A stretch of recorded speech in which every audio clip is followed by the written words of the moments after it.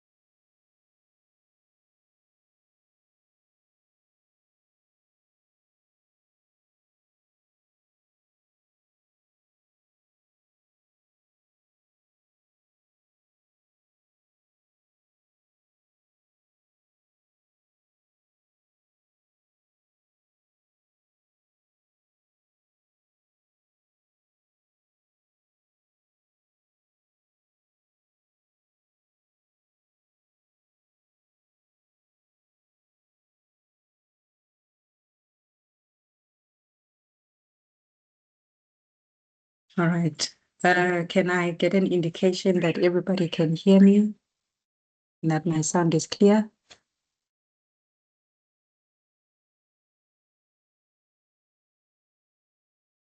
Thanks. Noted. I see all of the thumbs up. Thank you. I see there's still people joining. We'll give them a few more minutes.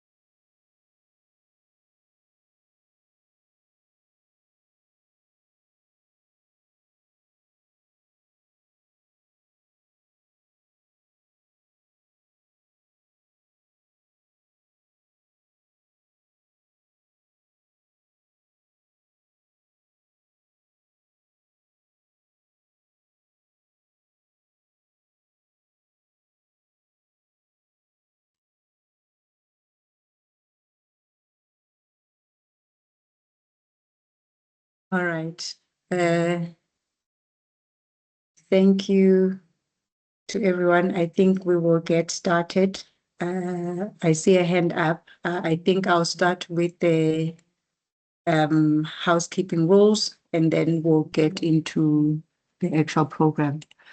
So Our program for today is we will be focusing on funding opportunities and enterprise development support. Then we will move into compliance versus funding readiness, then IPP and EPC procurement process. So how this will work is we have created a Q&A chat in the chat box, and we've muted the guests. So you won't be able to speak, but you are able to put in your questions in the chat box. And maybe just as a test to see if you are able to submit your question, you can just greet us in saying, hello, this is so-and-so from which company, yeah, in the chat box. Then to get things started, I'm going to hand over to our Deputy Chair, Debucho, who's going to give us the formal welcoming and giving an overview of the work or the actual Gender and Economic Development Working Group. Thanks. Debucho?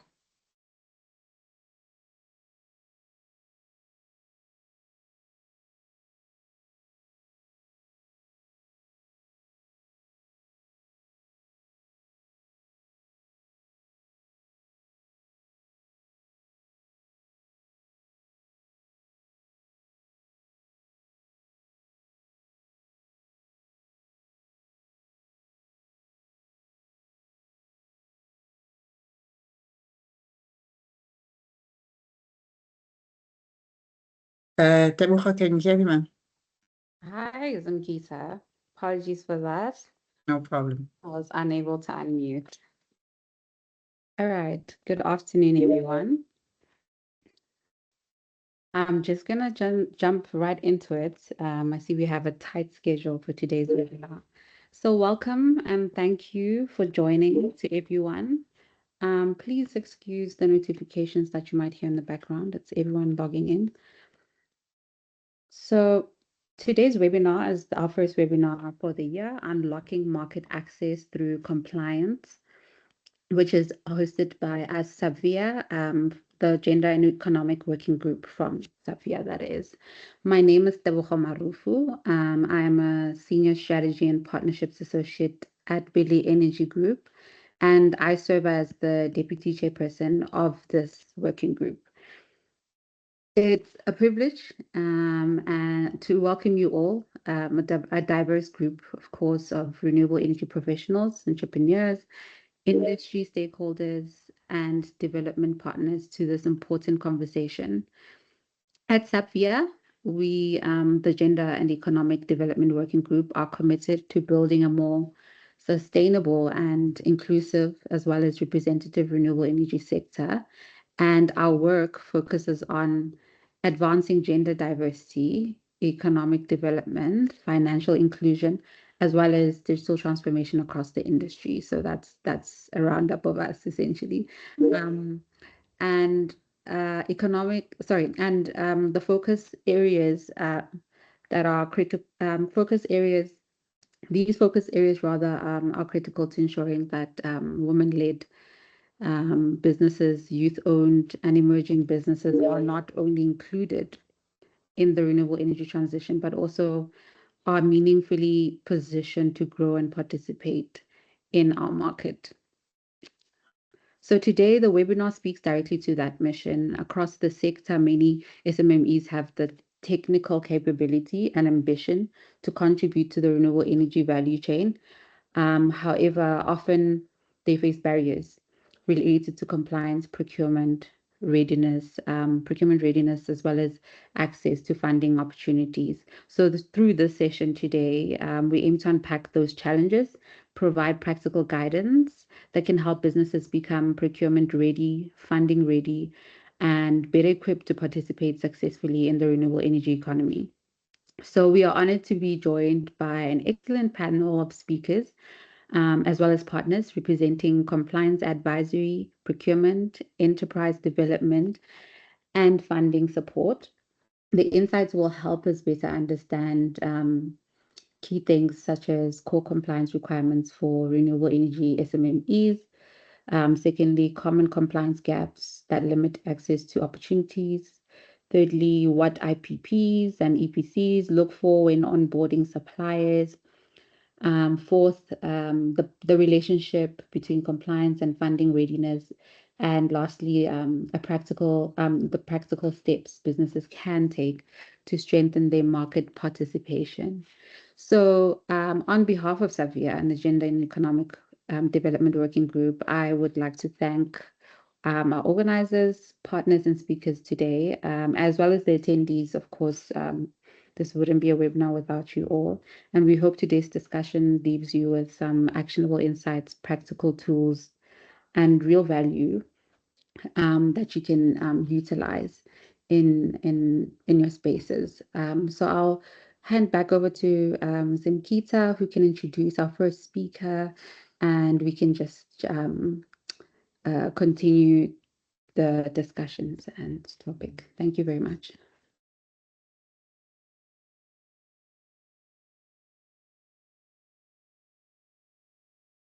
Thank you. Thank you, Chair. Thanks, Teboho.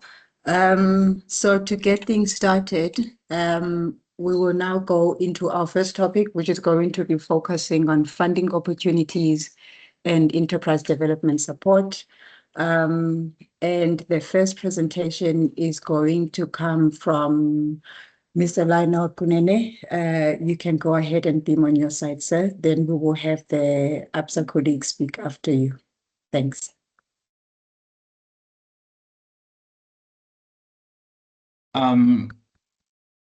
Good afternoon. My name is Lionel Kunene. I am with Jobs Fund. I'm the team leader there, and I also lead the origination team.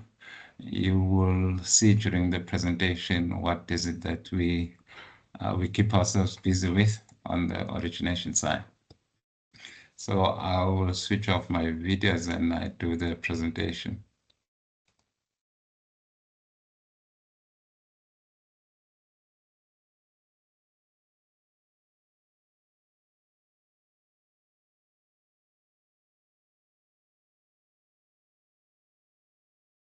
Yeah, we can. Okay, can we all see the presentation? Yes, we can. Okay, just a background on the Jobs Fund. We were established in 2011 by government. We were initially given 9 billion rand to set up a challenge fund. What is a challenge fund? It's where the applications compete themselves. So a number of applications come through, the similar ones, and compete themselves on which one brings the highest returns. In our case, it would be jobs, obviously. We provide the funding through grants, non-repayable grants. Since our establishment, we've disbursed 7.7 billion rands in grants. Through that, we've leveraged close to 16 billion rands from our partners. You will see during the presentation how do we leverage the funding from the partners. We have partnered with more than 180 projects. We've created close to 350 jobs and internships. 58% of those jobs, or 58% of those beneficiaries were women, 66% youth, and 98% are from previously disadvantaged backgrounds. We've trained more than 400,000 individuals as well. Now, the way we fund through windows. So it's not where you can apply at any time. We open the window, open and accept applications, and we close the window. Then we do the appraisal or due diligence, and then the decisions are made. Then the next window opens. So that's how we operate. Now, the good news is that the 13th call for proposal, so the 13th round is now open. It opened on the 18th of May. So we'll just go into the details of what is it that we expect from the applicants. Now, we have the target beneficiaries and also priority sectors. The theme for this round is catalyzing demand-led growth in the green and informal economy. So we invite those proposals that can be implemented within the period of 3 years. Our implementation model requires that we have an intermediary. An intermediary would be an organization, an NPO, a for-profit, a bank, or any company out there who has the network of the beneficiaries, who might be the SMMEs, etc. So we would not fund one SMME directly because we do not have those resources. Our staff complement is probably around 50 or so.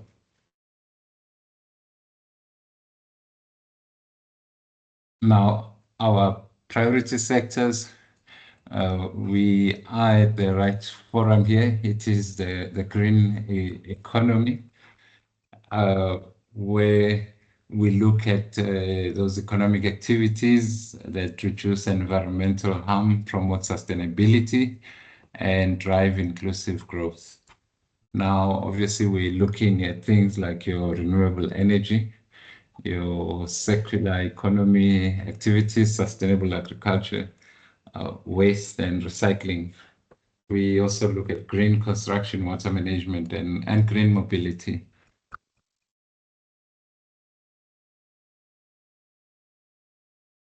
Now, we also look at those sectors or those areas or those projects that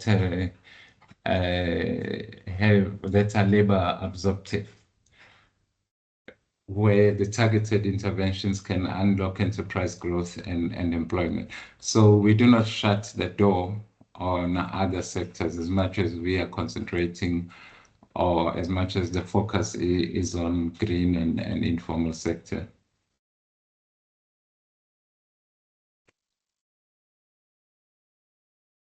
Now, these are the things that we focus on when you submit your applications, is that your proposal must be innovative. So it mustn't be something that you've been doing and is coming to an end and you just want to extend it. It must be scalable. So you might say, I've done this pilot or I've done this initiative at this scale. Now I want to scale it up. Maybe I was doing it in one province. Now I'm taking it to national level. There must be demand as well. So whatever that you want to do, it must be demand-led. And it must be capable of catalyzing new and sustainable jobs beyond the grant period.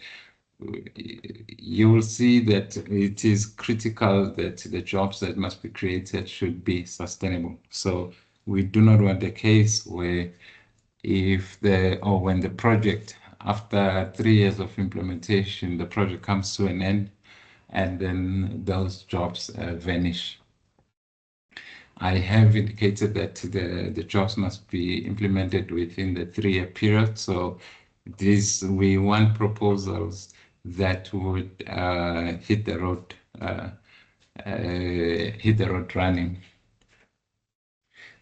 Now, we are interested in initiatives that unlock new or expanded markets, that strengthen value chains and ecosystems, that crowd in private and non-state investment, that result in sustainable employment outcomes for women, youth, and workers in economically marginalized areas.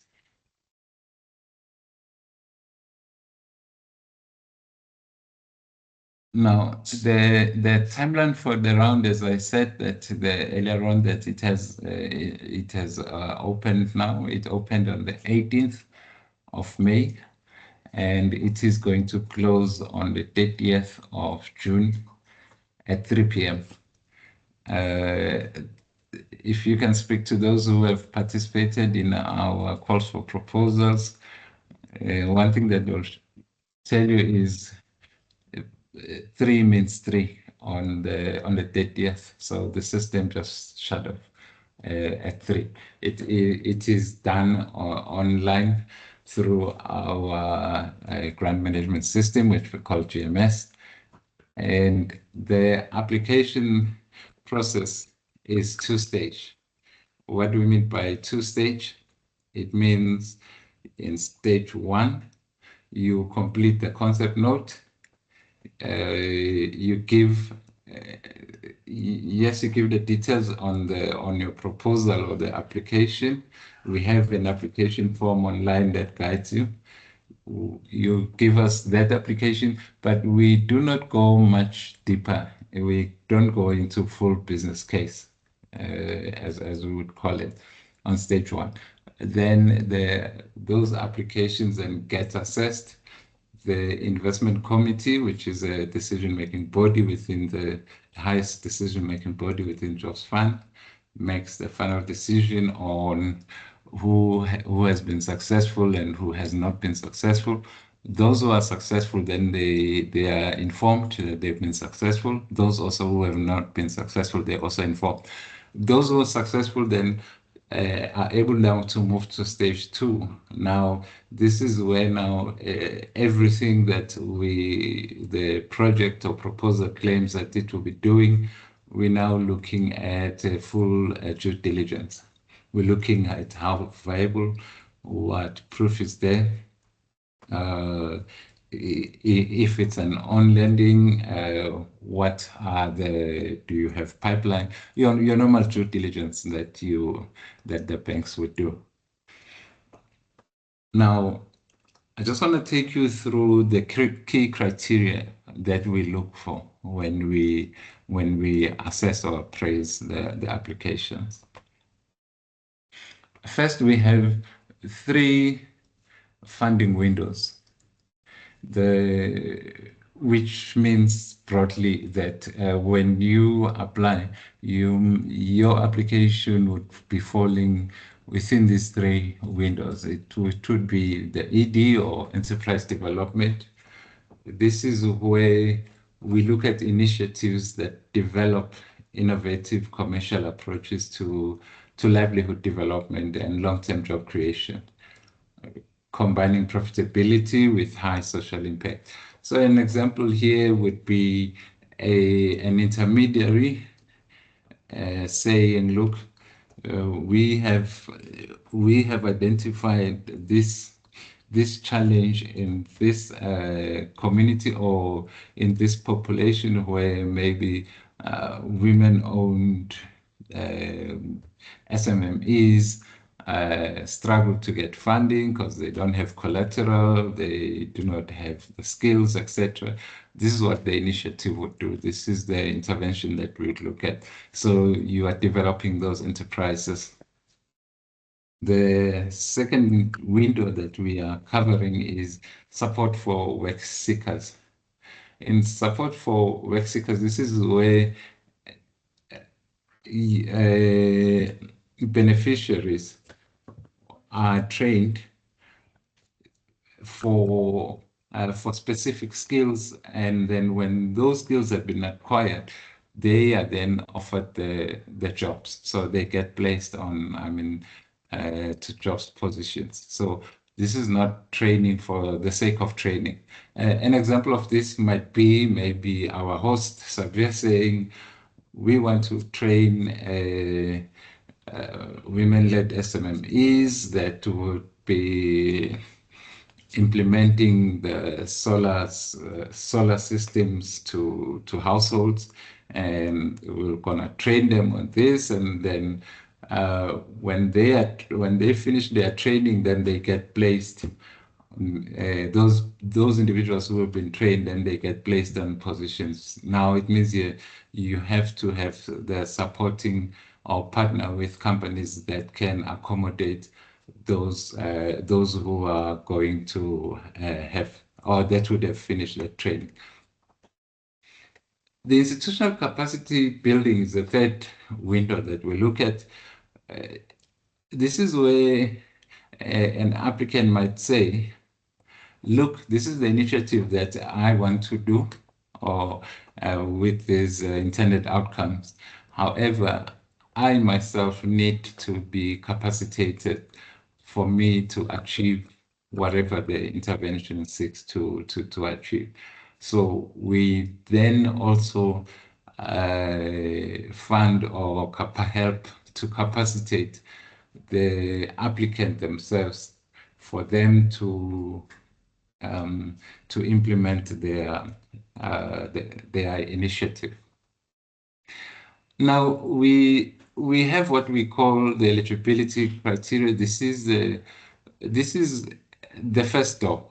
It's either you make it through that door or you don't. If you do not meet these criteria, you do not even, your application doesn't even go further to where we start appraising it. So this is really an in or out criteria, eligibility. Now, our criteria is that the minimum grant size that should be applied for is 5 million rand. That's a minimum grant size. We often get questions, what's the maximum grant size? We do not have the maximum grant size.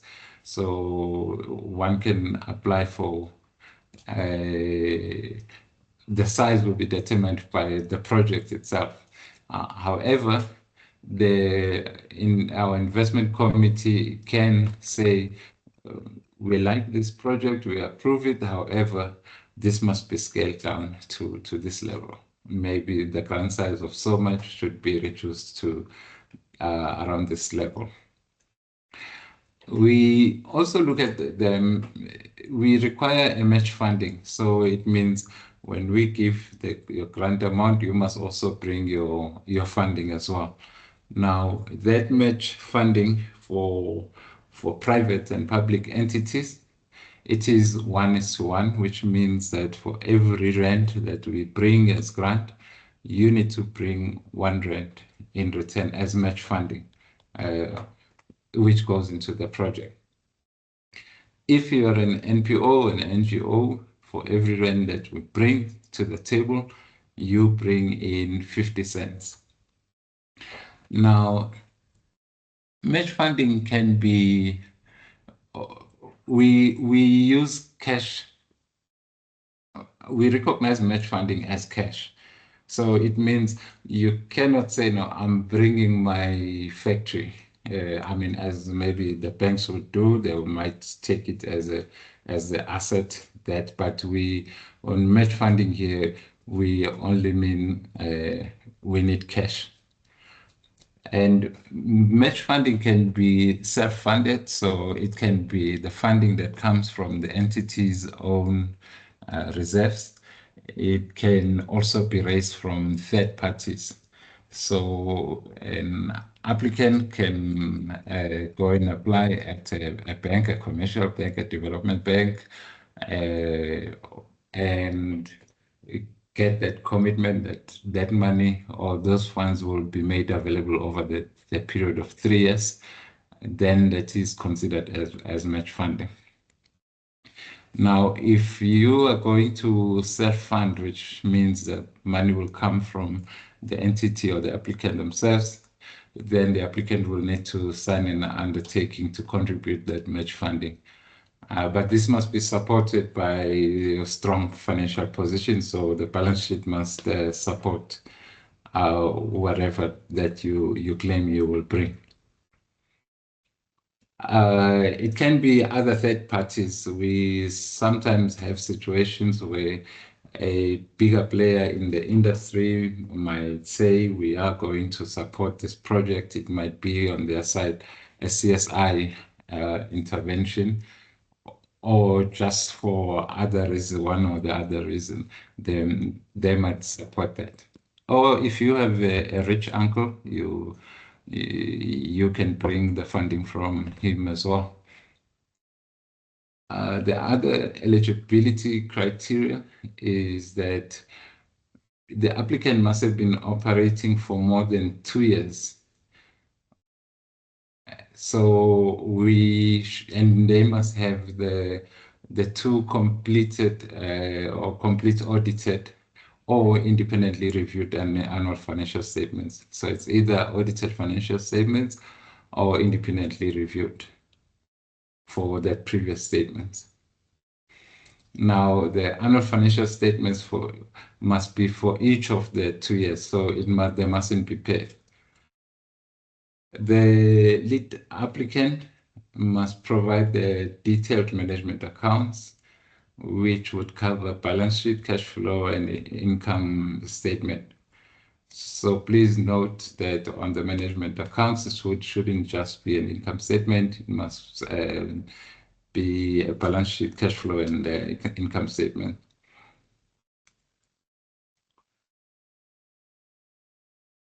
The fifth eligibility criteria is that the implementing partner, which is the entity charged with the execution and completion of the project's activities, must have a track record of more than 2 years of technical experience in the area of interest.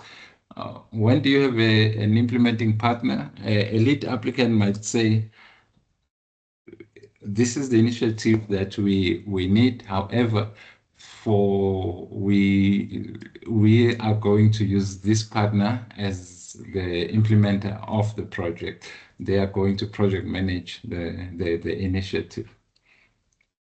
And also the applicants must acknowledge that whilst the IP will reside with them, all successful applicants must permit us to use the concept for learning and dissemination of purposes. This is not for commercial gains. This is to share the learnings, but we do not just do that willy-nilly. I mean, we involve and we have discussions on this, but it wouldn't be an IP on things that it's more on the project model and the theory of change, that things that work, etc. Now, the last eligibility criteria is that if you've been our partner, you should by 31st of March this year, you must have reached at least 50% of your contracted outputs. There are exclusions. We do not support everything. The exclusions that we have is that we do not fund bailout or distressed applicants. There are other programs out there that fund bailouts and distressed applicants. Also, I've mentioned that before, that the training activities must be demand-led. So we cannot train for the sake of training. We do have colleges, TVETs, universities that do the training, those type of trainings. We also do not support initiatives with large capital investments, mainly because these type of initiatives, they take longer to implement. You still need to do the maybe EIAs and licenses, and then the 3-year period is over before you even start. But we would fund an initiative that would need assets which would enable the implementation of the project. As an example, maybe the beneficiaries require some tools or small equipment that is off the shelf. That does not take long to design and wait for it. We also do not support the initiatives that will not deliver on their intended outputs within the 3 year of implementation. I've been singing the tune of 3 years. The 3 year, we always say you must achieve those targets within the 3 year implementations.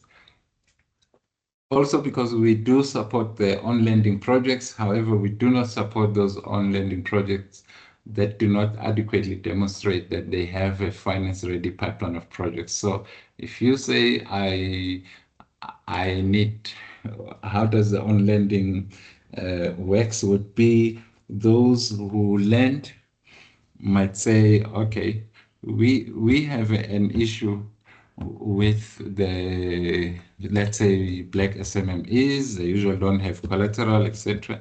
And then the pricing end up being high, which means we just walk away. We then can inject the grant where the grant is blended with that debt. And then the lender is able now to lend to that high risk population. But what we are saying is that that lender should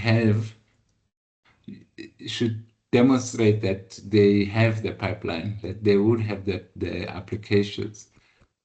Believe it or not, we have had those projects where we've gone into partnerships and then the projects are not able to come up with the applications or the pipeline of applications. We also exclude projects that are receiving support for the same initiatives from other public programs. We call it double dipping. So you can't finance for the same activities or even same assets and you get funding twice. As an example, just a simple example, someone has gone to maybe Dalred and then they get the funding to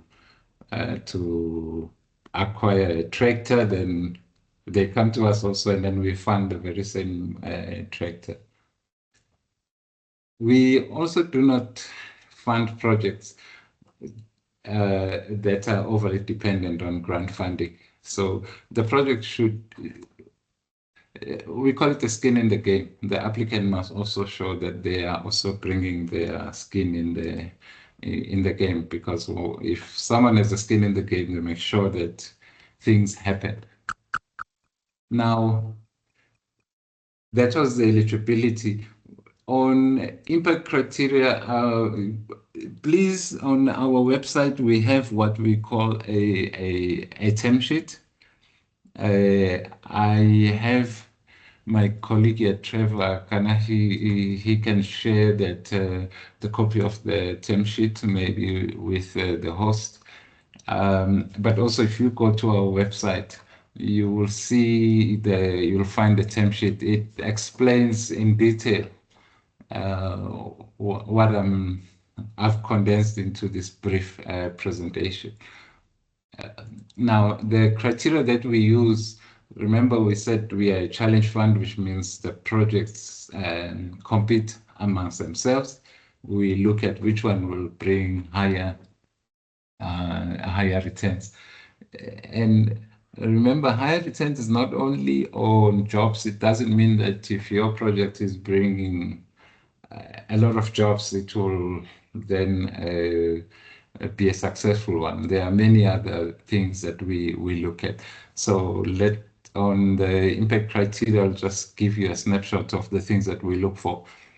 It means the application must have a social impact. So it means that the initiative should benefit those participants or beneficiaries who are in economically marginalized areas. There must be additionality. We do not fund a project or an initiative that would have taken place even if we were not there. So it should be demonstrated that without our support, without Jobs Fund support, that initiative would not have taken place. Just to simplify that, let's say a project requires 50 million rands. The bank is coming and they say, look, we can only cover 25 million rands. Then the funding gap then is that 25 million rand, which is 50 minus the 25 that's coming from the bank. Or from our own coffers, we can come to the 25. The banks have said no. So that is the additionality that we look for. Sustainability, we've touched on that we, at the end of the 3-year period, the doors must not be closed. So the applicant themselves must be sustainable. They must demonstrate that they will be sustainable beyond the 3-year period. The beneficiaries who have been provided with jobs must also be sustainable. The initiative itself must be sustainable as well. We have touched on match funding. The magic word here is that you would have seen we said the minimum when I was speaking about the ratio of for-profit as 1:1. That is the minimum ratio. Now you can bring more match funding. So you might say, look, instead of you Jobs Fund bringing 1 rand to match my one, or instead of me bringing 1 rand to match Jobs Fund's 1 rand, I'm gonna match Jobs Fund 1 rand with 2 rands.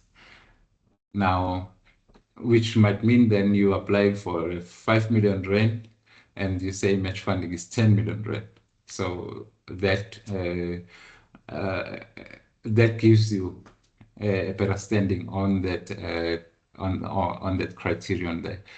We also look at initiatives that are innovative, so it must not be really a plug and play that is done by anyone.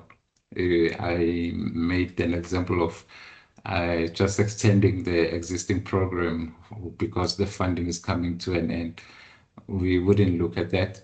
We look at those also that are scaling up. I did mention where maybe you were doing a project in one area, now you're scaling up to more areas or regions. The 7th one is contribution to systemic change. We want those initiatives that would demonstrate that this theory of change works to a point that the sector or the industry accepts that, end up accepting that theory of change or implementing that, which then have that ripple effect. Also, which is critical, is that the applicant must demonstrate that they are able to implement whatever that they want to implement. So Lionel cannot come here as a farmer and then he says, here's the project that's gonna train astronauts or pilots, which he doesn't have that experience, or I cannot demonstrate that I'm able to implement that. Now, just the tips that we would like to give you is, please go to our website. You can see it there at the bottom, which is www.jobsfund.org.za. You can also send us the email. This is really our help desk. So when you send that email, this is meant throughout the day. So whatever that you require, you send it there, then your inquiry will be allocated to a specific individual. And whenever you communicate with them, you copy that email address. As I have said, please submit your applications before the 30th of June at 3 p.m. The applications are done online. We do not accept paper applications. We encourage you to apply. We also have as I indicated earlier on when I was introducing myself, we have an origination team that is there at your service you can bounce off ideas, you can ask, and we set up the meeting, we speak about your project. It it remains your project. We would just maybe ask questions to clarify this and that, and maybe give some of the things that we have learned throughout the years. And that is me. Thank you very much. Thank you very much, Mr. Kunene. We will take questions after the two presentations after this session have gone through. So thank you very much. So for those that do have questions for Mr. Kunene, please put them in the chat box and we will take the Q&A after this next presentation. With that said, we will then move on to our next speaker, which is Mr. Don Mashele, who is speaking from SIDVA. He's in the Ecosystem and Stakeholder Management Unit with over 30 years experience in development of finance for SMME lending. He's also worked at organizations including Standard Bank, Kula Enterprise. He holds a BCom degree from UNISA. Sorry, not from UNISA, from the University of Limpopo. Yeah, so with that said, I'm going to hand over to you, Mr. Mashele. No, thank you, Group Director.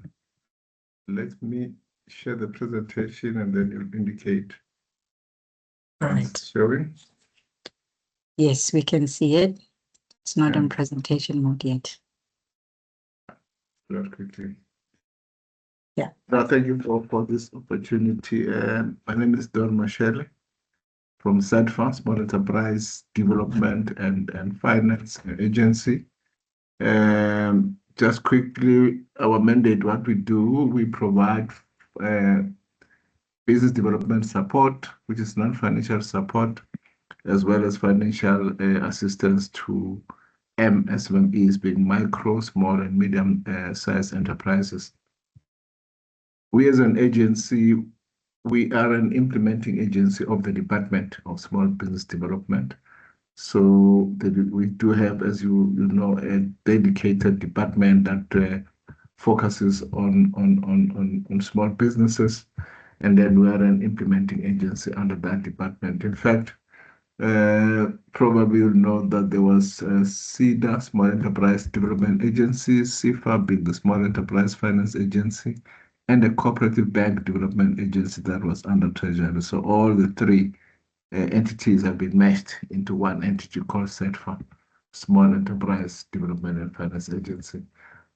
Quickly, our mandate or our pillars, key strategic pillars, one is to promote and coordinate the small enterprise ecosystem, meaning as you check the ecosystem that supports small businesses, there are so many institutions in the country that support small businesses doing good work in respective areas. But as said, for one of the primary mandate is just to ensure that we create an ecosystem such that whatever work we do, we have that impact and avoid individual silo operations. So that is one of the pillars that drives us as an institution. Number two is to provide, offer business development support. Because it's one thing to offer funding, but it's another if you pair that funding with non-financial support. So we do that. And the third one is to provide, offer development development finance We are not a commercial bank. We don't play in a space where the commercial banks or commercial lenders play, but we're here to de-risk, at the early stage of businesses that have got potential to be successful, that for one reason or the other, they may not have some of the things that are required for the commercial sector. So we play in that space, de-risking businesses, and also we do have some incubators that we manage. This is probably some of the things that challenges facing small businesses being the access to markets. We know our economy, how it's structured. It's a bit difficult sometimes for small businesses to enter the market and be able to compete and be sustainable. There's issues around financial management. If you're running a business, probably some of the businesses that we have there, you do need some support in terms of financial management, because as an entrepreneur, you focus on what you know best and what you do. But there's other areas where you probably will need support, and that's where we come in. Access to funding, I've spoken about this. There's the issue of red tape. We actually have to deal with that as well.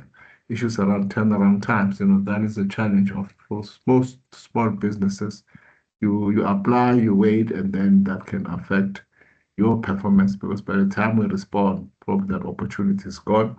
Issues around compliance and product development. So the offerings that we have respond to these challenges. Quickly, our non-financial support. So we're able to provide support in the various stages of the client journey. By client journey, we mean that those entrepreneurs that you just still have an idea. You've got an idea that you think would work, but you need someone to test that idea for you. So we do have tools in our branch offices that can do that. So no idea is a bad idea. If it's something that you have done some very basic feasibility study, but you need someone to test the idea for you, we do have tools, and we run workshops that can assist in testing the feasibility of those ideas. We also help businesses with business planning, putting together a business plan. And we're not talking here about a business plan that you will need just to apply for funding, because as an entrepreneur, you do need a business plan, whether you're going to apply for funding or not. You do need a business plan that can drive your business, that you can use as a compass for a business, if I may say that. And we also help with the registration of businesses so that you can launch your business, to formalize your business, to enter the market, penetrate the market. We've got interventions that we can assist there, as well as scaling up to grow the business. So in terms of non-financial support, we've got a number of interventions and tools that can help businesses in the various stages of their client journey. So that is the non-financial support.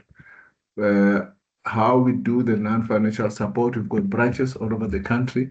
The former CEDA branches, I'm sure some of the colleagues on the platform, you'll know the CEDA branches that we have in the various municipalities. So you approach the branch office, and then they're able to assist, assess your business and provide the intervention that would be relevant. So that is that by way of non-financial support. But the bulk of this presentation focuses on what we do on the financial support. So in terms of financial support, we provide only debt funding. We don't have grants. We do not have equity. We provide debt funding. Maximum of the funding that we provide is 15 million rand. We don't do anything above 15 million rand to enterprises. The instrument that we use is the normal, what I would call vanilla type instrument that you'll find in any commercial sector. We've got asset finance, where we can assist businesses to purchase equipment, machinery, whatever form of asset that can be identified by way of a unique number, serial number, or a VIN number, if it's a vehicle, those kind of things. So we've got an asset finance instrument. We also have term loans. We use a term loan instrument to support businesses to finance their working capital or any other form of movable assets, like your fixtures, your furniture, your fittings, etc., etc. we use the term loan instrument for that. We also have bridging loans and purchase order financing. Some of the clients that we have got contracts. You've got a contract, you've got a purchase order, you're looking for working capital or even an asset to service that particular contract. We're able to provide what we call purchase order finance or bridging loans. Eligibility criteria. We have got an eligibility criteria similar to the previous presenter. What you're saying, you have to go through this criteria before we can conduct a due diligence. Excuse me. Number one is you have to be a South African citizen. The second one, it must be a legally constituted business, meaning that it must be a registered business.